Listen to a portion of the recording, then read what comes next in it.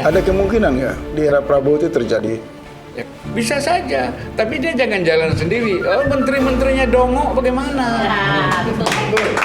Seorang pemimpin siap dimaki, dicaci, dibilang gagal, dibilang hantu, lah, macam-macam. Siap.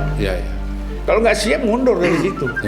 Kan sebenarnya kita kembali kepada Soekarno. Kalau kalian yang oposisi memang mempunyai kekuatan, ya silakan lakukan untuk menurunkan presiden secara konstitusional ada.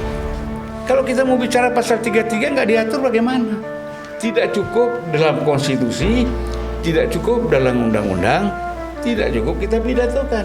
Tidak berhenti dalam konsep, tapi pelaksanaannya harus tegas.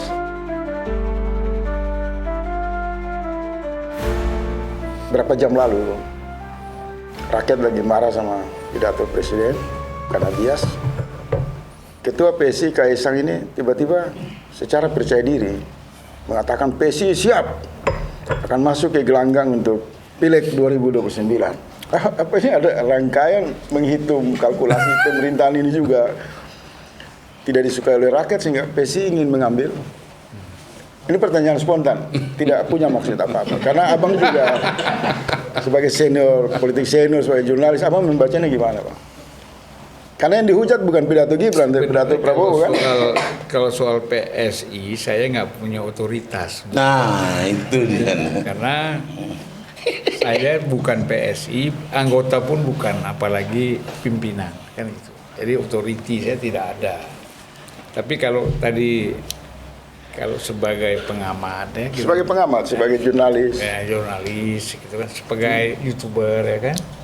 Ada yang sama-sama dengan saya juga.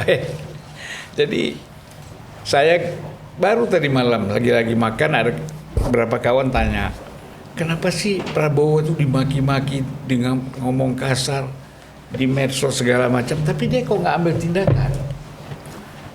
Ya, artinya orang itu tidak hilang, orang itu tetap saja medsosnya muncul, maki-maki muncul. Itu gejala apa? Ya saya bilang memang tidak perlu ditanggapi, biarlah orang itu memberikan inspirasinya, aspirasinya dengan kasar, ada yang dengan halus.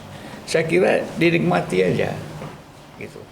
Jadi saya kira itu satu kelebihan, tidak seperti presiden sebelum-sebelumnya kan, gampang sekali membawa orang ke ranah hukum. Saya pun sekarang lagi dibawa oleh ke ranah hukum. Oleh PDIP? Inisial lagi. Ya. PDIP lah. PDIP lah. Dinda ini kadang-kadang kan saya bilang inisial, itu udah benar inisial. kan itu fakta pengadilan. Ya, inisial kan? Udah sidang jadi nggak bisa lagi diinisialkan. Inisial tadi itu yang disebut. Ya artinya tidak berkuasa lagi aja saya dibawa ke pengadilan, apalagi kalau sedang berkuasa ya. Iya. Nah, jadi Abang mau bilang Prabowo demokratis, PDIP justru sebagai oposisi otoriter nggak gitu. bilang begitu. Ada kalanya PDIP ini juga dalam situasi tertentu demokratis. Prabowo satu saat juga bisa tidak demokratis, tindakan langkah-langkahnya kan, tapi situasional lah sifatnya kan, di mana perlu diambil tindakan hukum dan di mana yang tidak perlu diambil tindakan hukum. Itu jawaban saya bahwa Prabowo menikmati aja. Apa yang ya mungkin saya sudah 4 kali ya ketemu ngobrol begini dengan presiden. Saya pikir dia tidak marah. Saya ingat pada pertemuan terakhir itu saudara Jumhur sama siapa? Saganda itu kan ngomong agak keras ngelitik presiden kan. Presiden nggak marah, menjawab aja. Jadi maksud saya gini, bahwa mau ada medsos, mau ada kritik yang keras, Prabowo itu tidak terpengaruh sehingga dia emosional, dia marah, ya kan? Itu enggak. Jadi apa yang ingin saya katakan bahwa dia memang siap menghadapi situasi ini. Paling penting itu, ya kan? Seorang pemimpin siap dimaki, dicaci, dibilang gagal, dibilang hantu, lah, macam-macam, siap. Iya. Kalau nggak siap mundur dari situ. Iya. Nah, itu prinsip. Jadi sementara orang melihat bahwa ini satu kelemahan. Tapi bagi sisi lain ini adalah kekuatan. Gitu kan. Nah, kan sebenarnya kita kembali kepada Soekarno. Kalau kalian yang oposisi memang mempunyai kekuatan, ya silakan lakukan untuk menurunkan presiden secara konstitusional ada. Bung Karno tidak pernah melarang ingin Indonesia menjadi negara Islam. Misalnya, silakan kalian perjuangkan melalui Majelis Permusyawaratan Rakyat. Lewat saluran lah ya. Nah, dan begitu juga. Kalau memang kekuatan itu kan nggak bisa dilawan. Kalau kekuatan rakyat oposisi ini besar, ya kan, juga tidak bisa dihambat. Pasti bisa menggulingkan pemerintah, ya kan. Nah, jadi ini kan pertarungan sebenarnya antara, kita nggak bisa bilang masa semua orang harus mendukung Prabowo. Kan ada yang pernah kalah jadi presiden sampai pada calon aja kan, nomor 1, nomor 3 misalnya kan, pasti ada pendukung-pendukung yang kecewa, yang apa. Ya tentu mencari jalan bagaimana untuk yang berikutnya ini calon presiden existing ini tidak akan terpilih lagi. Itu upaya itu pasti ada. Loh, nggak boleh? Ya boleh, namanya politik, apa yang nggak boleh? Ya kan? Jadi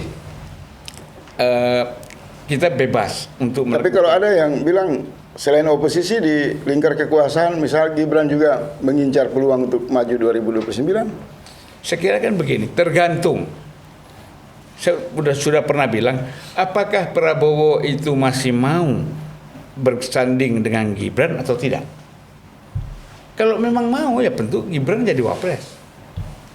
Kalau abang lihat Pak Prabowo pidato paripurna kemarin kabinet kursi Gibran, nah, itu kan kita karang-karang. Sinyal gimana? Kita karang-karangan. Ya kan benar, kita ada kan bilang, oh, ini kita kan jurnalis kan. Kalau orang digigit anjing itu biasa. Kita mencari bagaimana Anjing gigit orang biasa. Anjing gigit orang biasa. Bagaimana orang Gigit anjing. ya kan? Nah, itu yang kita mau buat berita. Sudah dijelaskan oleh Mensesnek. Nggak mungkin lah ini menjadi presenter di sana, duduk di samping begini terus jadi 2 jam. Nggak mungkin.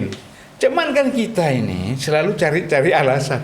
Kalau saya gitu aja sederhana, saya bilang, kalian ini juga relawan Jokowi pakai akal sehat. Tapi mereka masih punya alasan juga, karena misalnya gini, habis pidato presiden, kemudian Gibran mengatakan undang-undang perampasan aset harus segera, sementara publik menangkap presiden dan DPR belum mau untuk. Nggak ada. Jadi melihat Saya gini ya. Nggak, DPR jalan terus kok. Kalau Bahkan kali ini reses pun juga dilanjutkan. Ya. Proses Saya pembahasan. tidak melihat ada Abang yang prinsip kenapa tidak melihat problem itu di internal? Kan Bang Kisman tadi bilang, ini kan kabinet juga nggak sejalan. itulah ini kan bicara Gibran. Iya, ini masuk. Nah, kalau bicara anggota kabinet, Gibran itu kan wakil presiden. Iya kan? Ini kan kita bicara menteri tadi kan masuk Kak Gisman kan. Jadi kita mesti jelas di batas-batasannya. Di kementerian ini kan ada bilang kelompok Solo, kelompok Hambalang. Itu diakui oleh Prabowo. Dia bilang begini, saya sangat puas dengan menteri-menteri yang pernah pernah menjabat di masa Jokowi dan kemudian masih menjabat di masa saya. Dia sebut satu persatu tuh namanya. Saya nggak usah sebut, nanti GR pula orang itu kan. Tapi ada juga yang di era Jokowi masih ada di sini. Itu saya kurang suka katanya, kurang pas. Ada juga, tapi 99% saya pas gitu. Jadi artinya apa? Artinya dia puas.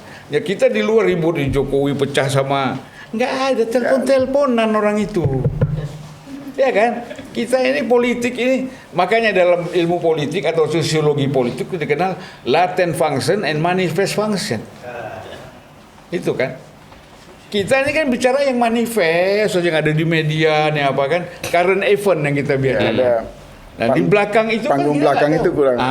itu makanya kalau kita menjadi politisi, saya nggak mau bilang senior ya. Nah, kita harus paham itu. Coba tidak semua yang ada di media itu adalah benar, karena ada di belakang itu yang tentu saya kan pernah saya lagi di rumah Pak Jokowi. Tiba-tiba wakil presiden telepon kan. Nah, sampaikan sesuatu lah gitu. Jadi saya kira mereka mesra-mesra aja, kita aja sibuk. Nah ini jangan-jangan kadang-kadang ya bikin aja lah supaya riuh sedikit. Ada perbedaan, Faisal. Tahan dulu, Anda mau Dikit-dikit kasih ke perbedaan. forum dulu. Ini Enggak satu-satu. Tiga Perbedaan pembicara ada, ini. perbedaan bedanya. Kalau Pak Jokowi itu pelihara oligarki, sementara Pak Prabowo ini bilang oligarki kau stop udah, saya mau urus negara. Itu aja perbedaannya dua ini perbedaan di situ. Sebenarnya saya Oligarki kan tahan ya.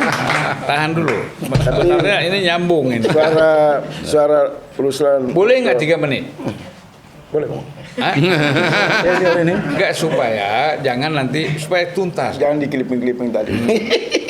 Jadi kalau menurut saya sejak Soeharto sampai kepada Jokowi yang paham betul Undang-Undang Dasar pasal 33 itu Prabowo. Saya tahu betul, saya ikutin, saya baca tulisan dia di Paradok itu. Jadi jelas dia paham. Dan era dunia sekarang ini era menuju sosialisme. Tapi bukan marxisme ya, bukan komunisme, sosialisme. Mulai dari Mamdani di New York, wali kota New York sudah mulai pikiran-pikirannya sosialis. Di UK juga di mana-mana. Nah, jadi kalau kita bicara pasal 33 itu kan memang sosialis. Ya, kita bilang sedikit bersentuhan dengan Islam lah. Paralel aja, tidak sama kan? Nah, jadi kalau kita bicara itu presiden yang juga ada hubungannya dengan Soekarno nggak paham. Saya kan di DPR tahu sendiri. Ketika kita ngomong pasal 33 di DPR misalnya pada saya baik pada tahun 99 maupun tahun 2014 nggak konkret itu Bang, nggak jelas itu. Jadi yang jelas apa? Proyek ini berapa anggarannya? Nah, kalau bicara pasal 33 nggak konkret. Nggak mau lagi orang bicara pasal 33. Nah, Prabowo ingin menarik. Ini prinsip loh. Kalau kamu mau maju, nggak usah kamu anti oligarki, nggak usah kamu anti dengan segala macam penguasaan ekonomi oleh kelompok tertentu. Jalankan pasal 33, mereka tersingkir sendiri. Kan sistem. Oke. Faisal. Saya mau ke Bang. Saya mau ke Bang Iya, Jo. Bang, silakan. Ini kan Mas Edo ini agak nakal. Sengaja menarik Cina ini sebagai satu contoh dan kemudian sebenarnya sindiran di balik itu. Presiden tampaknya lebih ragu-ragu untuk memperkuat hubungan dengan presiden. Dengan Cina. Dengan Cina. Cina. Dengan Cina. Dan beberapa kebijakan internasional itu terbaca. Misal resiko-resiko untuk pro Iran, pro Islam, ya kan? Presiden ragu-ragu. Ini juga oke. bagaimana, Bang? Abang? Pertama, saya sebelum masuk ke situ, saya ingin mengatakan dulu bahwa masih masyarakat kita itu kan mengandalkan hati yang panas. Ya kan? Hati kita panas. Situasi apapun kita harus jawab dengan keras dan panas. Bahkan kalau nggak hati-hati itu bisa menjurus pada kebencian. Itu kan bahaya. Makanya kita mau bicara tentang Indonesia ini harus dengan kepala yang dingin. Di sini peminat tasawuf semua, saya pastikan dingin semua. Makanya saya katakan dengan yang dingin ini kan didengar untuk khalayak lain. Kalau di sini nggak perlu dengar lagi, ya kan? Jadi kalau kita bicara soal kenapa presiden yang dikatakan Faisal tadi bahwa setengah hati dengan Cina, saya kira kan dalam politik dan diplomasi itu biasa. Ini kita harus menggunakan teori dialektika di dalam diplomasi kita yang selama ini diplomasi itu loss. Ini kan dialektik. Presiden hati-hati ya. Dialektik, ya kan? Kemarin saya ke Cina, apakah serius ini ke Amerika? Sementara presiden Indonesia sekarang ada di BRICS misalnya. Ini semuanya saya kira jangan kita melihatnya secara Paralel. lurus, ya kan? Harus kita lihat nih politik ini dalam menghadapi geopolitik dan macam-macam itu memang perlu. Ya. Saya sendiri bisikan sama presiden 3 hari sebelum dia tanda tangan BOP, sebelum berangkat, saya bilang, Pak, jangan datang ke Iran ya. Saya bilang, Oh jadi bocoran nih abang yang gosip-gosip jangan ke Iran. dengar dulu. Alasan saya bahwa Trump itu nggak senang kalau Bapak ke Iran. Udah pasti digulingkan. Dia jadikan nanti seperti Maduro. Jadi jangan. Negara kita gonjang-ganjing. Fundamentalnya belum kuat. Nah, apa kata Presiden? Terima kasih Mas, kan gitu. Ya kan? Saya terus terang aja. Kasihan juga, bukan kasihan Prabowo aja, kasihan Indonesia kalau terganggu. Padahal abang penggemar Iran ya bang ya. Kemudian 2 hari sebelum perang saya sudah mendarat di Iran. 2 minggu selama perang saya ada di Iran. Rudal itu di atas kepala kita, di atas hotel kita. Ya kalau saya kan biasa-biasa aja. Walaupun bukan tentara kan lihat rudal itu biasa kita kan. Ya kan? Namanya kita udah ada doktrin mati syahid. Kan, Jelas kan, jelas. iya, itu kan lebih jelas kan. Jadi maksud saya bahwa kalau tadi yang dikatakan soal Deng Xiaoping mau gagal, terus Deng Xiaoping mengambil 4 langkah untuk membangun Cina, ya. Salah satunya adalah keterbukaan. Yang ketika dia bilang keterbukaan, menerima modal asing, itu seluruh jenderal pimpinan Partai Komunis menangis. Wah, kita akan jadi negara kapitalis. Tidak, kata Deng Xiaoping, kendali tetap di Partai Komunis. Itu kita harus lihat. Ini kan bukan kalau kita bicara bukan strategi umum mereka menjadi kapitalis. Coba lihat. Anda tahu BYD? BYD itu adalah milik seorang ahli teknologi listrik.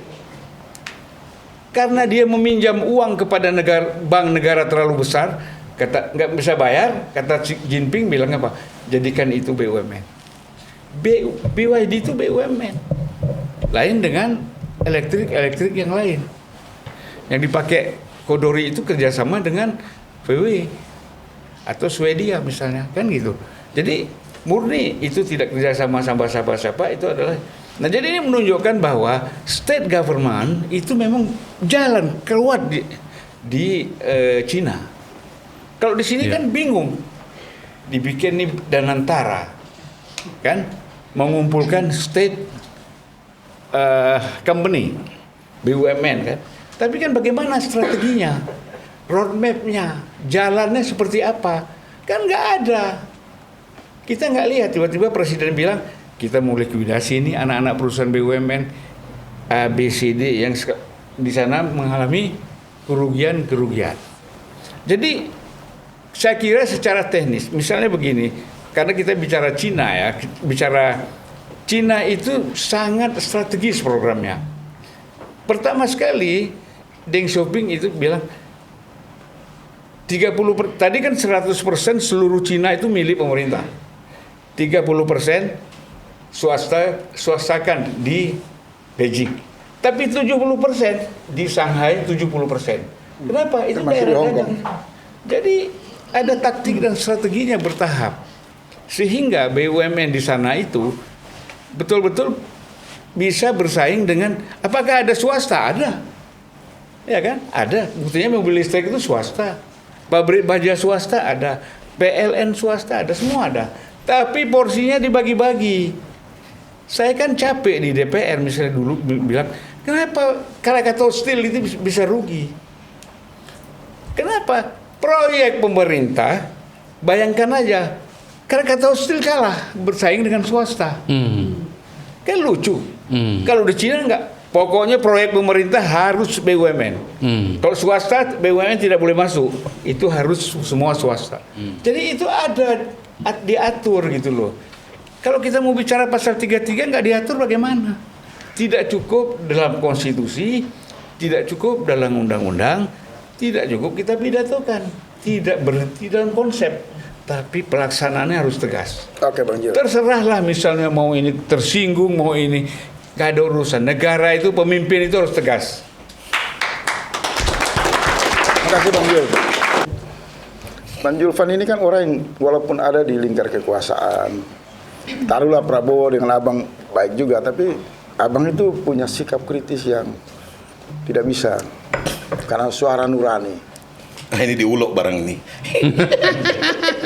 Saya mau abang bicara Benar begini aja. Tadi abang menyerang pihak yang kalah, taruhlah Anies, Ganjar. Tapi publik mengatakan kalau pemerintahan ini gagal, yang berpeluang untuk mengambil kekuasaan itu Gibran. Abang agak iri di wilayah itu. Apa abang bagian dari sekian dari belakang atau gimana? Saya ini seperti Kisman tadi. Siapapun jadi presiden kita tetap begini. Aja, nggak Kita berubah. tetap di luar. Peluang masuk ke dalam juga tidak ada, sangat besar. Tapi kita tetap di luar. Itu apa? Yang di luar ini yang bahaya, Bang. Rudal Iran itu tembaknya di luar, Bang. Bukan dari Teheran, Bang. Saya hanya mengatakan begini. Tadi kan dijelaskan tentang kelompok Hambalang Boys. Ke Gibran dulu, Bang. Jangan terlalu jauh, Bang. Dari situ. Nanti baru masuk samping sana. Inilah. Itulah. Nggak jelas juga.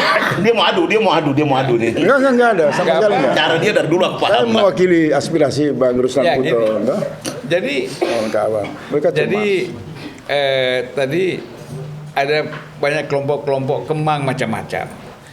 Kita nih oposisi nggak usah ngurus-ngurus gitu. Persetan itu ada 100 kelompok, tapi kalian mau apa? Apa yang kalian mau? Iya kan? Gitu loh. Kalau cuma ngomong-ngomong aja percuma, mau apa? maksudnya mau revolusi atau kompromi? Ah. Nah, gitu. Mesti jelas dong. Kalau revolusi kau punya apa? Kalau punya ngomongan aja nggak usah revolusi. Ini sindir Pak Surya Paloh karena dia bilang jangan pilih yang lansia-lansia lagi, pilih yang muda-muda. Surya Paloh udah masa lalu. Ngapain? Nah, penting itu. Ya. Faisal juga yang bikin masalah. Nah, jadi saya kira bahwa kita ini kan kalau mau oposisi konkret, tidak mempersoalkan apa yang ada di sekitar politik presiden. Oh. Itu yang paling penting. Kalau kita masih main-main di situ, sibuk kita ini orangnya Dasko, ini orangnya SS, ini orang itu apa? Persoalan kita bukan itu kok. Kita nggak bicara sistem, nggak bicara substansi. Makanya saya katakan harusnya Presiden sudah mengeluarkan semangat dan ultimatum Dekret. tentang pasal 33. Mari kita susun bagaimana konsep pasal 33 yang kita inginkan, sampaikan kepada Presiden. Kami mau ini. Itu yang terus kita desak ke DPR, ke Presiden, kemana-mana. Kemarin saya tanya di kursi yang sama di sini Pak Profesor Margarito, semangat rakyat, presiden dan oposisi sama untuk pasal 33. Tapi keterwakilan instrumen lembaga seperti apa? Pak Margarito bilang nggak usah. Ya, dia Masing-masing jalan aja. bukan dia kan hukum, Oke. ya kan? Konsep itu penting. Mana ada perubahan, nggak ada konsep. Khomeini itu membuat revolusi, bikin buku setebal ini yang judulnya Walayatul Faqih. Ya kan? Khomeini itu 100 bukunya untuk mempertahankan Iran, dan begitu juga Deng Xiaoping dan macam-macam. Jadi nggak bisa kita mau masing-masing jalan. Apa ini? Sesama kita berkelahi. Nah, itu sama aja dengan orang patah hati sebenarnya. Alah udahlah, kita nggak usah kumpul, jalan aja kau masing-masing. Tidak bisa, sinergi harus ada. Gimana kalau usulan ini kita sampaikan ke Pak Gibran dan kemudian pendapat publik itu bisa ditampung? Saya Gibran. Wakil presiden juga kan dipilih oleh rakyat. Jangan saya dianggap itu manusia, Bang. ini saya 4 kali ketemu Gibran dan ngobrol. Ya daripada kita bicara dari jauh-jauh ya kan, akhirnya caci maki segala macam. Saya melihat bahwa dia paham masalah, ngerti masalah. Cuman dia juga tahu bahwa saya bukan presiden, saya wakil presiden. Dia ceritakan bagaimana berita-berita Bloomberg, CNN, BBC, semua dia kasih. Dia clippingnya dia kasih sama saya. Ini Pak persoalan kita. Saya kira soal MBG kan udah jelas sikap dia seperti apa. Jadi gini, dia bilang, apa saya harus ngomong terus terang tentang sikap saya ini ke publik? Oh jangan. Anda lebih pantas, lebih pas, bukan pantas. Lebih pas Anda dianggap pelangap-pelong. Anda wakil presiden. Sikap apa yang mau diumumkan, Bang? Hah? Kasih bocoran lah sikap apa, Bos. Nggak ada. Persiapan pilpres atau apa? Nggak ada. Saya pokoknya ikut. Bahkan dia bilang saya bukan PSI. Dan saya tidak akan masuk PSI. Nah jadi ini kan lebih jelas kan. sikapnya gitu loh. Bahwa dia memang ikut mengalir apa kata presiden. Kalau pas hari tertentu Presiden Prabowo mengatakan Gibran istirahat, bukan lagi sebagai wakil saya di periode kedua, maka Gibran kan mencari solusi. Jokowi menjadi ketua umum PSI. Tapi abang udah punya kalkulasi itu. Nah, Kalau itu saya nggak ada, Pak. hanya ada maunya kemungkinan. Saya ini kan spiritualitas. Wah. Jadi nggak penting kalkulasi yang namanya jasmaniah itu nggak penting. Udah tahu Ini si Hossein Nasar ini. Jadi Abang jangan ikut-ikut ini bola panas ini. jadi saya kira saya ini orangnya mengalir aja. Iya. Abang Ya, silakan bang. Saya Speed bang. sebenarnya gini, kita nih pasal 33 ini apa yang kita bicarakan? Nah, itu yang mau ditanya tadi itu bang. Nggak jelas. Pasal 33 tidak akan bisa berjalan dalam sistem liberalisme. Itu dulu. Ganti dulu total sistem liberalisme ini, baru pasal 33 itu jalan. Ada kemungkinan nggak? Mau kapitalisme state ataupun kita bikin sistem yang lain lagi mix misalnya, tapi ini kan nggak ada. Ada kemungkinan nggak di era Prabowo itu terjadi? Ya, bisa saja, tapi dia jangan jalan sendiri. Oh, menteri-menterinya dongok bagaimana? Saya melanjutkan apa yang kata Kisman tadi. Menteri paham nggak pasal 33 substansi, bukan yang bagaimana yang tercatat di dalam pasal 33 itu item per item, tapi substansi. Ruhnya. Ruhnya, baca Bung Hatta, baca Sahrir, baca Bung Karno, itu baru paham.